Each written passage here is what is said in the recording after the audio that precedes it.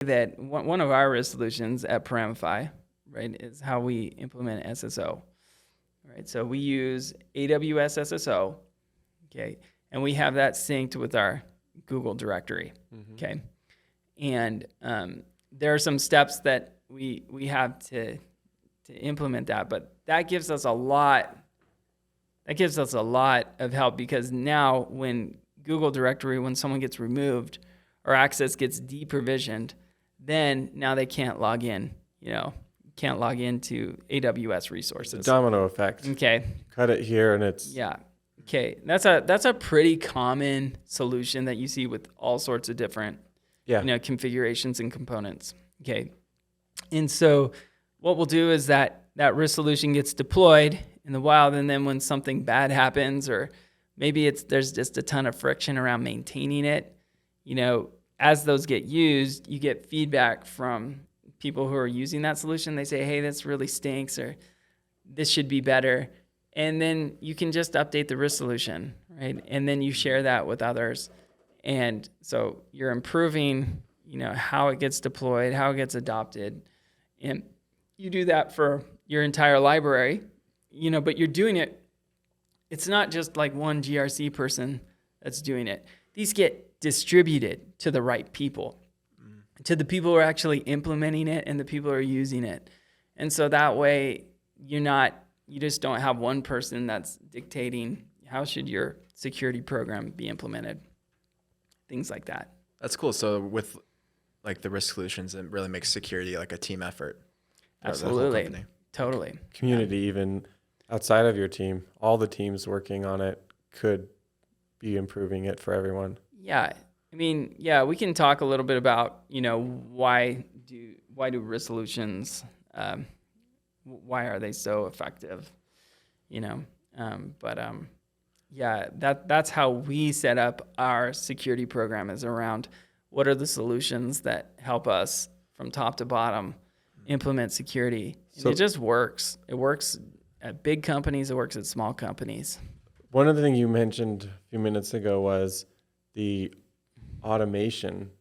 security automation packages that people use don't work, and that's why they were going to you. So why do risk solutions work, and how do those ones not work? Yeah, so I think, so I will say that there are some awesome companies out there. Like I'm a big fan of what Drata's doing and what Vanta's doing. They're really making things a lot better. That's not essentially what Paramify is doing right now. We're a strategy risk solutions platform. That's what we are. Okay, so what happens when you don't think about how to implement security and you just say, hey, someone else do this for me? That's abdication. That's what that is. That's not delegation. That's abdicating it.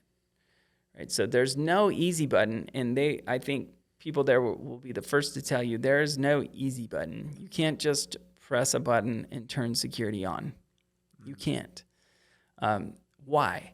Well, because threats are always changing. Components are always changing. Standards are changing all the time.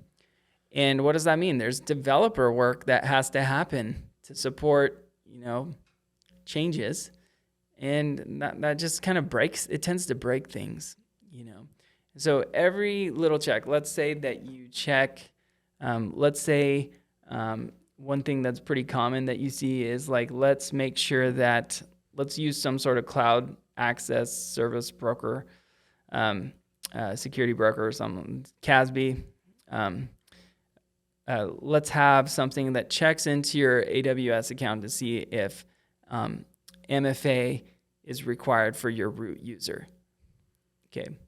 Because the root user could basically delete your entire environment. Right? They could do whatever they want, right? The root user. And so one thing that some of these tools will do, and this is actually a lot faster now and better now, and AWS even has this, but where they're going to go and check to see, is that MFA turned on for your root user? But just think about that. There's so many different use cases. All of those solutions and those integrations have to be developed and maintained. And sometimes they need to have like even sensitive permissions, sensitive permissions in the environment. So there's all sorts of, there are all sorts of problems that get introduced, with like, hey, let's have something that automates to check if the firewall's turned on. And I think that that's where we're going. There's a lot of security tools. And so what we thought is that, well, it's probably not like a one place, one ring to rule them all security solution that's going to know everything. What you need to have is an API-centric,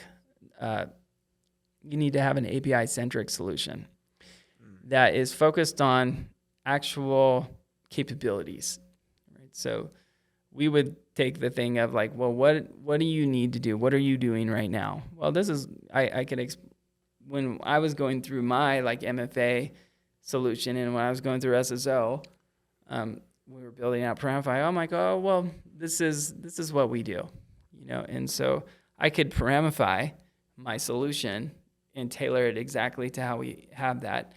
And then I have from that solution, I have procedures that get attached to that. And then we can attach evidences to those procedures and so on, right? It's just kind of a better way to look at it versus like tagging it to a particular, control requirement from some compliance regime.